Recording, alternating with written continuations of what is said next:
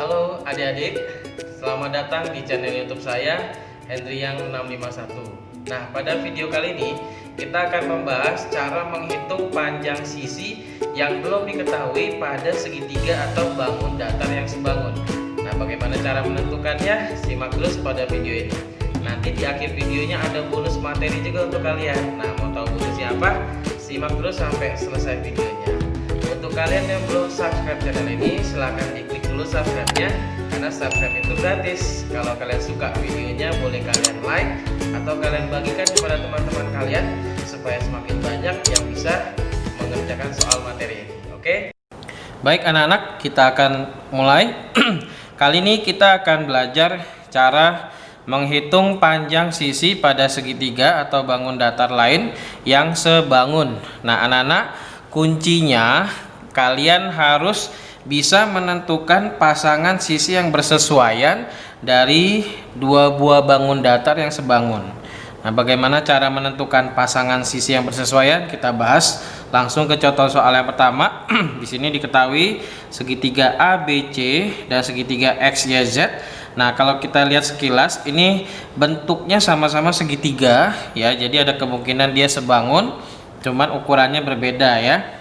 Nah, di sini diketahui panjang AB-nya 8, XY-nya 12, BC-nya 6, XZ-nya 10. Yang tidak ada AC dan YZ. Nah, kebetulan itulah yang ditanya ya, hitunglah panjang AC dan YZ. Nah, anak-anak, kalau kalian perhatikan cara saya menggambar kedua segitiga ini, setiap sudutnya saya kasih simbol ya. Nah, sudut A simbolnya sama dengan sudut X, sudut C sama dengan sudut Z, sudut B sama dengan sudut Y. Nah, inilah kuncinya ya. Inilah kuncinya kalian menentukan pasangan sisi yang bersesuaian. Contoh, misalnya sisi AB bersesuaian dengan sisi XY karena mereka sama-sama dibentuk oleh sudut yang bertanda ini dan ini. Kamu perhatikan tuh antara garis AB dan XY. Lalu AC bersesuaian dengan XZ karena dibentuk oleh dua sudut yang bertanda ini dan ini. Ini dan ini sama kan?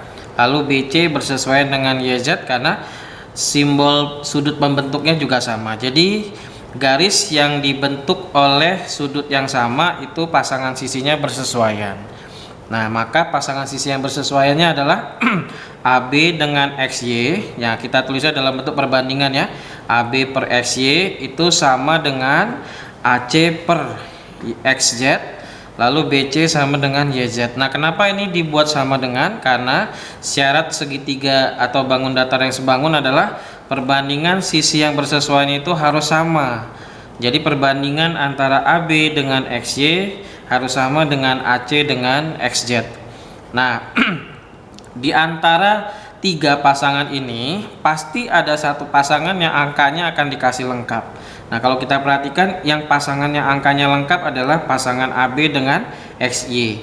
Nah, untuk mencari panjang sisi yang lain, perbandingan antara AB dan XY ini harus selalu kamu gunakan karena dia datanya sudah lengkap ya. Jadi ini untuk menghitung panjang AC kan pasangannya dengan XZ. Saya akan mengambil pasangan satu lagi AB dengan XY ya. Jadi AB per XY sama dengan AC per XZ. Nah, kita masukkan angka-angkanya. AB-nya 8, XY-nya 12, AC-nya yang ditanya, XZ-nya 10. Nah, untuk meneruskannya ya kita lakukan perkalian silang. Ya. Jadi 8 kali ke 10, 12 kali ke AC. Jadi 12 kali AC sama dengan 8 kali 10 ya. Satu kali persilangan ditulis dulu baru sama dengan. Jadi AC sama dengan 8 kali 10 80 kali 12 nya kita pindahkan jadi bagi 12. 80 bagi 12 itu 6,67. Nah, sekali lagi ya. Sekarang misalnya kita mau nyari YZ. YZ pasangannya BC. Jadi kita ambil pasangan yang ketiga, tapi tetap yang AB sama XY nya kamu ambil. Jadi untuk menentukan panjang sisi yang belum diketahui pada bangun datar yang sebangun, kita membutuhkan dua pasang perbandingan. Salah satu pasangannya harus lengkap angkanya, salah satunya lagi yang ada pertanyaannya. Nah, AB XY saya ambil lagi karena angkanya sudah lengkap. BC per YZ karena YZ nya yang ditanya, BC nya juga sudah ada yaitu 6. Jadi anak-anak, biasanya dari 4 keterangan ini pasti 3 diketahui, salah satunya tidak, atau bisa juga ada 2 yang nggak diketahui tapi nggak masalah ya. Nah ini selanjutnya kita kali silang. Ingat cara ngitungnya dikali silang. Biasanya saya tulis yang ada pertanyaannya dulu. Jadi ini tidak harus 12 kali 6 dulu, boleh 8 kali YZ dulu. Biasanya yang jadi pertanyaan saya taruh di sebelah kiri. Jadi 8 kali YZ sama dengan 12 kali 6. 12 kali 6 72 kali 8 nya saya pindahkan supaya tinggal YZ aja. Jadi bagi 8, 72 bagi 8 9. Oke. Nah kurang lebih seperti itu ya. Kalau pada segitiga. Nah saya akan contohkan sekali lagi yang kedua. Perhatikan gambar berikut. Ini ada gambar segitiga ya. Nah diketahui panjang AB nya 10, AC nya 15, KM nya 6, ML nya 10. Ditanya panjang BC dan KL. Nah anak-anak, kalau soal nomor 1 tadi saya menggambarnya kan sudah dibikin mirip ya bentuknya ya, hanya dibedakan ukurannya saja. Tapi kalau yang nomor 2 ini penggambaran soalnya kelihatannya dia nggak sama. Jadi biar lebih gampang kamu jawabnya, kalau ketemu soal yang gambarnya sepertinya arahnya nggak sama, kita samakan dulu arahnya. Jadi gambar sekali lagi, pilih salah satu segitiga atau pilih salah satu bangun datar yang bentuknya tidak kamu ubah, lalu kamu ubah yang satunya lagi mirip seperti bentuk yang kamu pilih tadi. Nah kali ini saya pilihnya yang gambar lebih besar, saya tidak ubah arahnya. Nah yang lebih kecil ini saya bikin mirip seperti yang lebih besar, saya bikin mirip bentuknya. Nah lalu sisi-sisi yang bersesuaian kita kasih ya. Kalau dari soal kan yang besar dikasihnya 80 dan 40, kalau yang dikecil dikasihnya 40 dan 60. Nah kita sudah dapatkan satu pasangan yang sama-sama 40 ya. Nah karena ini segitiganya kemungkinan sebangun, maka sudut-sudut yang berada di lokasi yang sama kemungkinan juga besarnya sama. Atau gini, nah ini 80 tambah 40 kan 120, sedangkan segitiga itu totalnya harus 180. Maka supaya jadi 180 dia kurang 60 lagi. Jadi meskipun ini nggak nebak-nebak, bisa juga kita dari hasil perhitungan.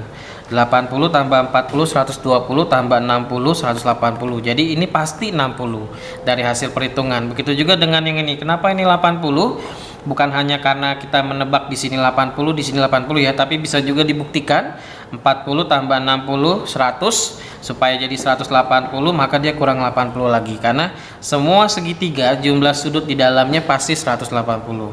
Nah, karena sudut-sudut yang bersesuaian lokasinya sama, maka sisi-sisi yang bersesuaian adalah AB dengan KL karena terletak di antara 80 dan 40.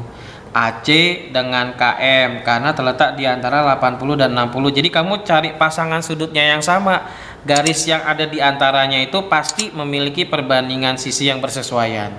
Oke, jadi kesimpulannya AB sama dengan AC, AB per KL sama dengan AC per KM sama dengan BC per LM. Tinggal kamu mau nyari apa, misalnya kamu mau nyari BC, ini saya terbalik ya, saya nyarinya KL dulu. Nah karena KL itu ada di pasangan pertama, lalu saya mau cari di antara dua pasangan yang lain, yang mana yang angkanya lengkap. Yang angkanya lengkap tuh AC dengan KM ya, AC dengan KM berarti yang tengah. Nah jadi kalau saya mau nyari KL, saya ambil pasangan yang pertama sama pasangan yang kedua. Jadi AB per KL sama dengan AC per KM. Masukkan AB nya, lihat di soal AB nya 10, KL nya yang ditanya, AC nya di soal 15, KM nya di soal 6. Ingat kalau mau dihitung dikali silang ya, karena KL yang ditanya, jadi KL saya kali 15 dulu, baru sama dengan 10 kali 6. 10 kali 6 60 kali 15 kita pindahkan jadi bagi 15 karena pindah ruas. Jadi 60 bagi 15 4. Jadi panjang KL nya 4. Nah kalau mau nyari BC berarti saya ambil pasangan yang ketiga dengan pasangan yang kedua. Yang pasangan kedua ini selalu kita ambil karena angkanya lengkap gitu ya. Jadi AC per KM sama dengan BC per LM. Kita masukkan 15 per 6 sama dengan BC yang ditanya, LM nya 10. Kali silang lagi, ini saya 6 kali BC dulu, baru 15 kali 10. 15 kali 10 150 kali 6 kita pindahkan jadi bagi 6. Jadi BC nya 150 per 6 gitu ya. Nah, bagaimana kalau pada bangun datar? Nah, sekarang saya contohkan yang ketiga. Perhatikan gambar berikut, ini ada gambar trapesium. Nah, kamu lihat di soal aslinya penggambaran trapesiumnya sangat berbeda sekali arahnya ya. Yang ini seperti ini, yang ini seperti ini. Nah, di sini ada keterangan dua bangun pada gambar di atas sebangun. Jadi ini sudah dipastikan di soalnya kalau kedua trapesium ini adalah sebangun. Tentukanlah nilai A, B, dan C. Caranya sama seperti tadi ya. Saran saya untuk mengerjakan soal kesebangunan yang gambarnya tidak mirip ya, kita gambar ulang dulu trapesiumnya, disesuaikan pasangan sudut dan sisinya. Jadi seperti yang saya bilang tadi ya, pilih model gambar trapesium yang mudah untuk kamu lihat ya. Nah, jadi gambar yang besar saya ubah gambarnya jadi seperti ini. Lihat ya. Tanda-tanda sudutnya mengikuti ya. Jadi yang silangnya saya pindah ke sini, ini ke sini, yang bulat ke sini. Begitu juga. Jadi tipsnya gini nih. Kamu gambar satu trapesium dulu yang kamu mau bentuknya seperti apa. Ya, kamu pindahkan semua bagian-bagiannya. Lalu gambar kedua juga kamu gambar persis kayak gambar pertama. Kamu nggak usah lihat gambar kedua yang aslinya. Gambar aja dulu gambar keduanya mengikuti gambar pertama yang kamu pilih tadi. Lalu kamu tinggal pindahkan nanti tanda-tandanya. Jadi kalau ini strip yang pertama di sini, ya berarti yang satunya lagi di sini juga. Kalau silangnya yang besar di sini, yang kecil juga di sini. Jadi taruh tanda-tanda sudut yang sama di lokasi yang sama. Otomatis nanti garis yang terletak di antara kedua sudut itu memiliki pasangan sisi yang bersesuaian. Ya, jadi pinter-pinter kamu, suka-suka kamu. Ya, pilih aja cara penggambaran pertama yang kamu mau, lalu gambar kedua harus mengikuti persis gambar yang pertama, tinggal pindah-pindahkan aja posisinya ya. Nah, maka karena ada 4 garis, jadi ada 4 pasangan sisi yang bersesuaian. Yaitu saya mulai dari ini, 18 bersesuaian dengan 10 karena sama-sama dibentuk dari sudut yang bertanda garis 1 dengan garis 2, kamu lihat, ya kan? Lalu 21 dengan B. 21 terletak di antara garis yang satu dengan X, yang B juga sama, garisnya 1 sama X juga, gitu kan? Oh ya anak-anak, untuk membuat pasangan sisi yang bersesuaiannya, urutannya nggak boleh salah ya. Kalau kamu mulai dari yang besar dulu baru yang kecil, maka pasangan sisi yang lain juga harus yang besar dulu baru yang kecil. Nggak boleh yang pertama 18/10, yang kedua B/21, nggak boleh kebalik gitu ya. Jadi kalau yang besar dulu maka temannya semua harus yang besar dulu. Oke, lanjut, berarti A bersesuaian dengan 12, 9 bersesuaian dengan C. Nah, kamu lihat nih, dari 4 pasang ini pasti ada satu pasang yang lengkap angkanya, pasti, karena itulah yang dipakai sebagai patokan untuk mencari teman-temannya. Jadi kalau mau nyari A, berarti kita ambil pasangan yang pertama sama yang ketiga. Jadi dari 4 pasangan ini diambil 2 pasang aja. Satu pasang yang lengkap, satunya lagi yang ditanyakan. Jadi 18/10 sama dengan A/12. Ingat, dikali silang. 10 kali A sama dengan 18 kali 12. 18 kali 12, 216, kali 10 pindahkan jadi bagi 10. 216 bagi 10, 21,6. Nah, kalau kamu perhatikan cara ngitungnya kan gitu-gitu aja ya. Kali silang, terus pindahkan jadi bagi yang sebelah kiri. Nah, kalau mau nyari B, berarti kamu ambil pasangan yang pertama sama pasangan yang kedua. 18/10 sama dengan 21 per B. Kali silang lagi. 18 kali B sama dengan 10 kali 21. Jadi 210 bagi 18, 11,67. Kalau mau nyari C gitu juga. Jadi intinya anak-anak ya, sekali lagi saya katakan ya, kalau gambar bangun datarnya atau segitiganya tidak sama, kamu gambar dulu model yang sama, satu besar satu kecil. Ingat, pasangan sudut yang bersesuaian harus kamu taruh di tempat yang sama, lalu sisi yang tandanya sama itu bersesuaian gitu ya. Lalu tinggal kamu cari aja mana yang mau kamu cari jawabannya, kali silang lalu dapat ya. Jadi panjang ABC nya udah diketahui seperti itu ya. Mudah-mudahan bisa mengerti untuk model-model soal yang lain. Jadi harus pinter-pinter kamu jelinya bagaimana, triknya itu yang tadi ya. Oke, saya akan kasih bonus ya, bonus materi. Kali ini kita akan belajar menentukan panjang sisi pada segitiga yang kongruen. Gimana kalau segitiganya kongruen? Kalau yang tadi kan sebangun. Nah, kita sudah pernah belajar juga pada video saya sebelumnya. Kongruen itu artinya sama dan sebangun.